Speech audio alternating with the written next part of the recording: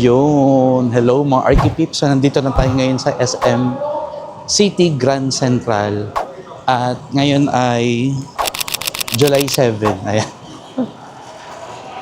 July 7 ngayon. At ngayon yung start ng ingress namin dito sa SM City Grand Central. So magkapakita lang ako ng ID dito. So ito yung pinaka-RDU. RDU. Yan ang RDU guys. Alright, so ingress lang muna kami and I will update you guys mamaya.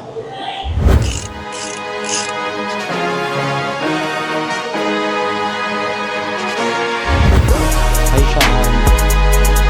Hello Sean.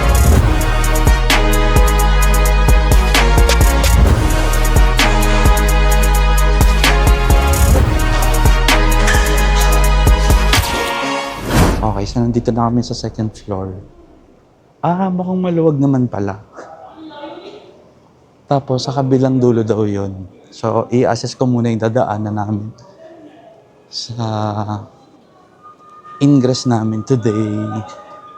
Ayan. So, may mga gumagawa rin pala.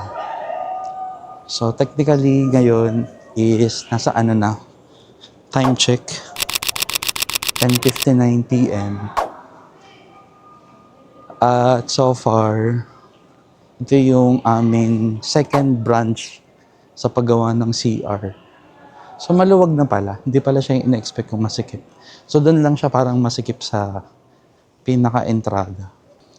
So, i-check ko lang yung site kung saan yung paglalagyan natin at saan yung gagawin natin na project. Ayan, so pakita ko sa inyo. Standby.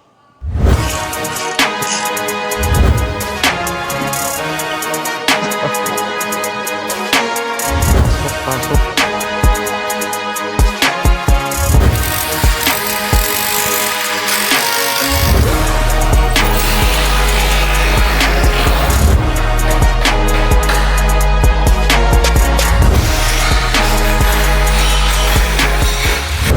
Iyon, okay.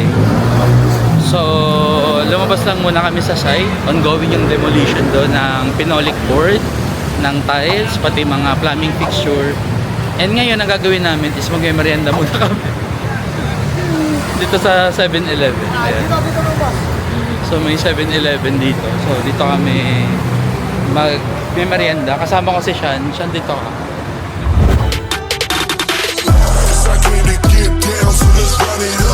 Ayan. So, kami magkasama ngayon dito. Ayan, may vlogger dito. Ayan. So nakakatawa rin dito yung mga tao, parang game na game sila sa nakakita ng camera.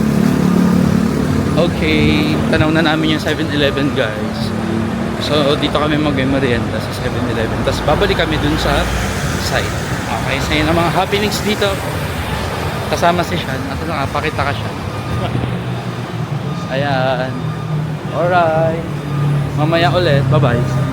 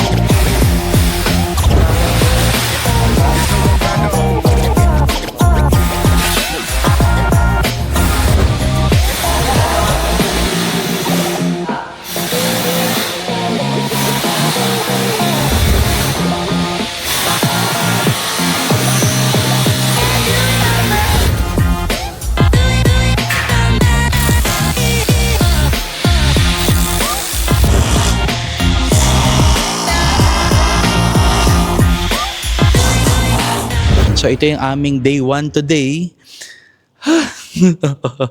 Ayan, so pag day 1 kasi pag ingress maraming concern pero thank God 'di ba, isa-isa nating nasosolve.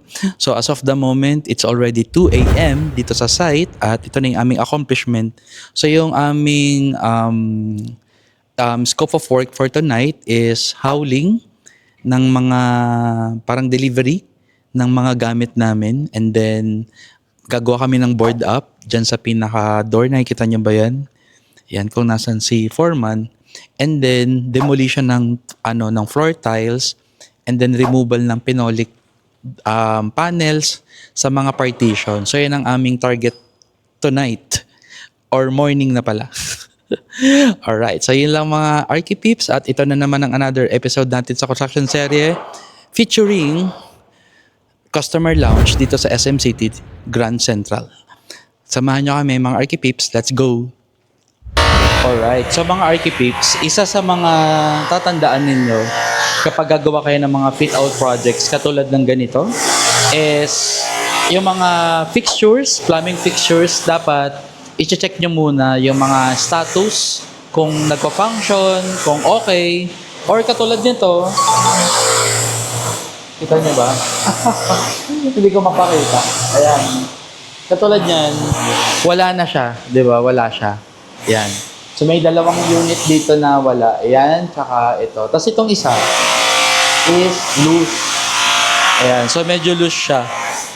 Okay, tapos may isa pang toilet doon na basag siya. Ayan, so ino-note nyo lang yon sa inyo para alam ng client nyo na yun yung status ng actual condition ng mga plumbing fixture sa mga renovation na katulad nito. Yun lang. Thank you, Archipeeps. Alright, so mga Archipeeps, ito yung itsura ng toilet kapag walang partition. Ganyan yung itsura niya. O, diba? Ang cute. Okay, so para kayong magkakapit bahay lang, diba? Na nakikita nyo yung isa't isa. Parang kwentuhan. Actually, yan ang principle before ng mga public toilet. Wala siyang partition at parang ganyan, pwede ka makipagkwentuhan sa katabi mo habang nagpupup ka. Yan, thank God, diba? Nabago yung culture. Pero ganyan siya before. Yun lang ang mga update dito sa site. Wala na yung partition. Alright, thank you for watching. Update ko ulit kayo later. Bye-bye.